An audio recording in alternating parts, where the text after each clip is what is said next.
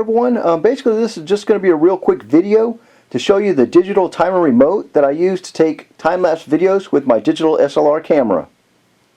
Okay guys, basically I have this Canon T3i. It's a digital SLR camera, and I wanted to do time-lapse photography with it, but it doesn't have any sort of built-in timer in it, so I usually have to get an external controller to control the camera to take pictures automatically. So since my Canon T3i didn't have the built-in timer function within the camera, I went looking on Amazon.com and I found a pretty low price digital timer remote, basically here. It was only $15.99. So let's open up the box and I'll show you a closer look at it and show you how it works. Here's a quick look of everything that came with the timer. Basically you just get the digital timer here, and you also get a complete instruction manual. This digital timer does feature the plug that's pretty much like a small headphone jack. It'll pretty much work with any Canon that'll accept this size plug, as far as I know.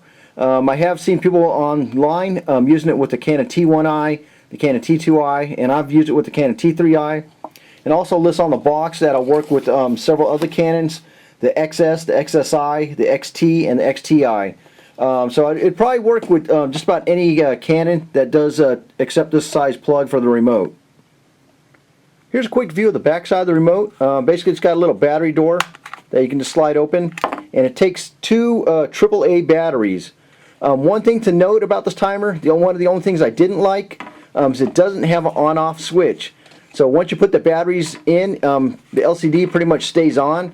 I don't think it probably uses a whole lot of energy just powering the LCD. It probably takes more of the energy once you do set the timer in motion. But anyway, when I use it, I usually take out the batteries when I'm finished and then just put them back in when I'm ready to use it. I've now put the batteries in the timer, and as you can see it's powered up and the LCD characters are now lit up. Now that we got the timer powered up, you can plug it into the camera. Basically on the T3i there's a little rubber door here that'll open up, and you want to plug it into the top hole right here. That's where the timer plugs in. I now have the timer plugged in, so we can go over some of the features of it, and I'll show you how it works. The timer's now powered up and plugged into the camera, and one of the first features you can use is basically just a simple remote by pushing the big button on the bottom.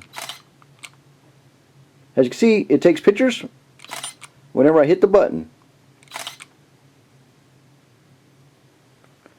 Now let's set this digital timer up to take automatic pictures at a certain interval that we pick. Basically these are the pictures that I use to make time-lapse videos. First off, you can see there's a little bar that goes across the LCD screen top.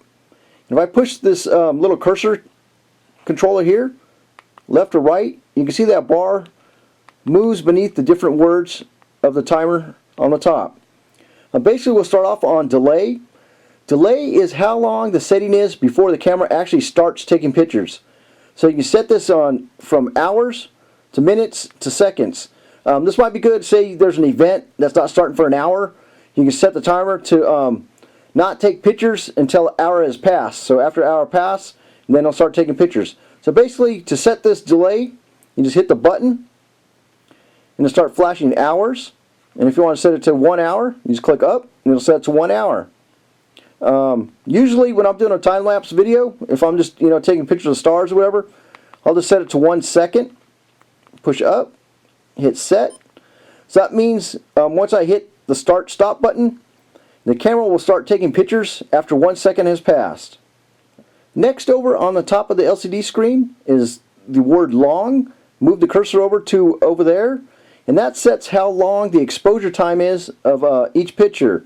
Since I set this in the camera, I'm just going to leave this set to all zeros. Basically the exposure time is going to be controlled by the camera and not the timer. The timer is basically just going to trigger the exposure to start, and the camera will control how long the exposure is. So since we're leaving that at 0, let's go to the next one, the interval. Next we can set the interval. This is basically how long between each picture it'll wait before it clicks off.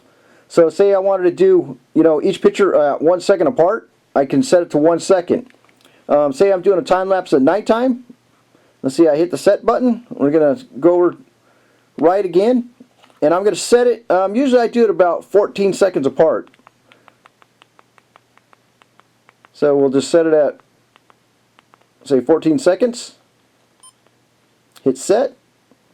And we're going to move it over one more time, the cursor. Now the N is the number of pictures it'll take. The default, it starts at 1. You can have that set to any number you want. Let's hit the set button. If you keep clicking up, it'll keep counting up.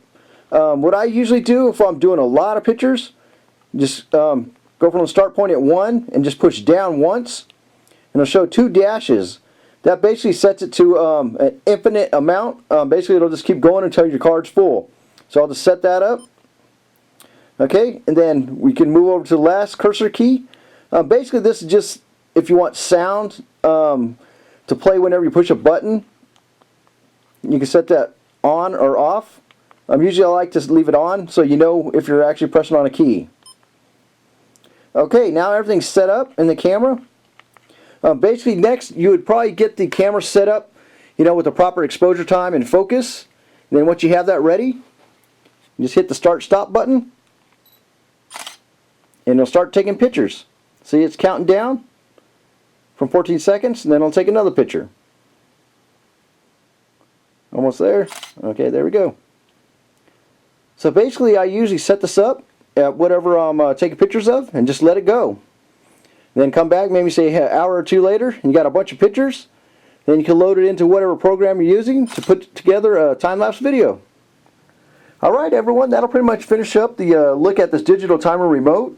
I'm actually very happy with it. It's definitely a great value at only $15.99. If anybody's interested, I'll put the link to this remote in the video notes here below the video. And you can find it where I got it on Amazon.com. Basically that's it guys. To end the video, I'm just going to show a couple examples of the time-lapse videos I took using my digital SLR camera and this timer.